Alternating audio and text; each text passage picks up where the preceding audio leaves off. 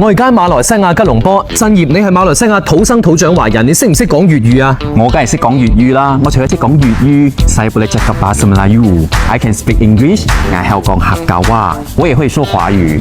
哎呀，點解馬來西亞人識講咁多語言嘅？生活環境嘅影響之下啦，咁我哋受教育嗰陣啦，係讀華語啦、馬來語啦、英語啦，咁我哋喺屋企喺環境嘅生長嘅環境之下，我哋會講方言啦。咁我哋今日就嚟到呢度吉隆坡最大嘅華人新村沙登新村啦。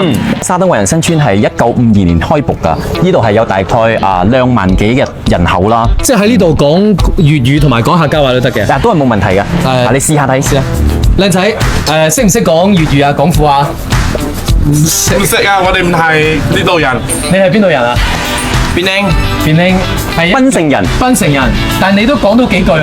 我睇 TVB 嘛。點解後邊嘅房屋上面寫住江夏兩個字呢？其實江夏呢兩個字咧，就代表呢一家人係姓黃嘅。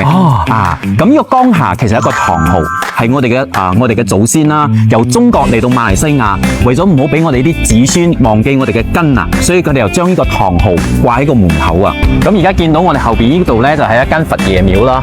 馬來西亞好多寺廟噶，呢個應該係我哋祖先喺中國南來嚟到馬來西亞一個習俗，將一啲廣東嘅文化都帶到嚟馬來西亞。馬來西亞電視台裏邊有冇電台粵語節目或者係電視粵語節目咧？有㗎。馬來西亞係有電台，有幾個電台佢哋嘅主持人係講粵語㗎啦。跟住我哋嘅電台咧有一個係粵語新聞嘅。其實你點樣理解粵語文化圈呢個概念呢？